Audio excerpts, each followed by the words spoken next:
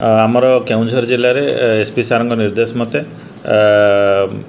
विगत किछि दिन हम आनंदपुर उपखंडर पुलिस उपखंड में बढ़ी चली निशा द्रव्य चालाण विरुद्ध रे एक अभियान आरंभ करथिला एवं गतकाली जिलार स्पेशल स्क्वाड एवं उपखंडर समस्त थाना अधिकारी सहित उपखंड अधिकारी आमे से निशा चोरा चालाणकारी जो माने अछंती से माननकु गोटे तांगर ये को गोटे नेटवर्क को आमे डिटेक्ट करिछु। गतकाली रामचंद्रपुर पुलिस स्टेशन अंडर रे भगा नई अंचल रे दुई जन व्यक्ति संदिग्ध व्यक्ति को राति धरा जाइथिला। से माने हेले हरेकृष्ण ओझा कोड़पड़ा एवं सुखदेव नायक ऑफ बुढ़ीकुद तांको निकटरू 40 केजी गंजेई एवं गोटे मोटरसाइकेल दुईटी मोबाइल फोन जबत कराइला एवं मजिस्ट्रेट उपस्थित रे तांको निकटरू तांकर एक्सक्लूसिव पोजेशन समस्त गंजेई को जबत कला परे तांको सस्टेन इंट्रोगेशन करागला एवं इंट्रोगेशन रु जो मानकर ना आसिला जो मानक ठारू से गंजेई आणुथिले तांको ना मध्य आमे जानिबाकू पाइछु एवं जो मानकू से गंजेई दौले उपखंड अंचल रे से मानकर ना मध्य आसटन करा जाइछि। सेथिरु आमे 17 जन व्यक्ति को मध्य आप्रिहेंशन करिबारे सक्षम होइछु। यही घटना रे रामचंद्रपुर थाना गोटे केस रुजु करिछि। रामचंद्रपुर थाना case number 130/26 under section 20B 2IC 25-29 NDPS act रे रामचंद्रपुर थाना केस नंबर 130/26 रे समुदाय 19 जन व्यक्ति गिरफ होइछन्ति। 40 kilo गंजेई जबती होइछि।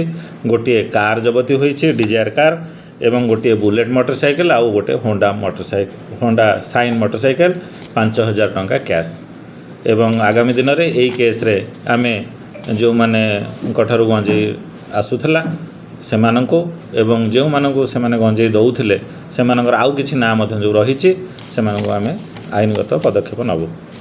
Eight the same time Ghasipura police station मध्य गोटे क्रेडिबल इनफॉरमेशन पाइथिला जे जाजपुर अंचल रो गोटे व्यक्ति गोटे कार रे गंजेई धरिकरी आसुचंती। से मध्य आज घसीपुरा पुलिस बेलबाहाली छक पाखरे उक्त कारटी को रिटर्न रखिथिले इंटरसेप्ट करथिले एवं ताको पचरा उचरा करला परे से व्यक्तिंकर नाम शुभ्रांशु राउत पिता अजय राउत गाँ गौरपाल थाना कोरेई जाजपुर बोली जानिया मिलला। तांकर ग्रांड विटारा कार रु समुदाय 69 केजी 450 ग्राम रो गंजेई जबती मध्य हैला। तांको निकटरू एई 69 केजी 450 ग्राम गंजेई सहित गोटे कार 7400 टंका एवं गोटे मोबाइल मध्य जबती होइछ।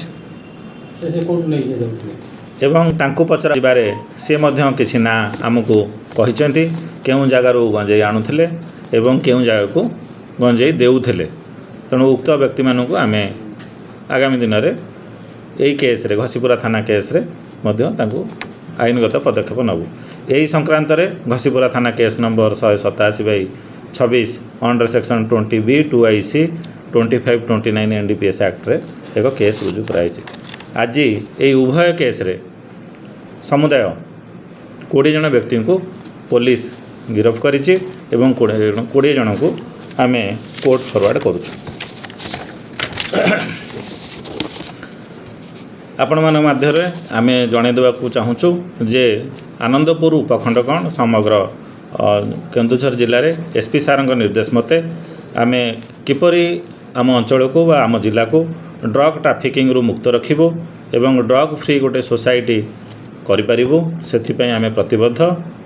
समस्त को आपण माध्यम पुणी आउ थे जणे देबा पई चाहूछु जे जो माने एई निशाद्रव्य कारोबार रे संश्लिष्ट अछंती सेमानक विरुद्ध रे दृढ़ आईनगत पदक्षेप नबा पई आमे पछेबो नाही।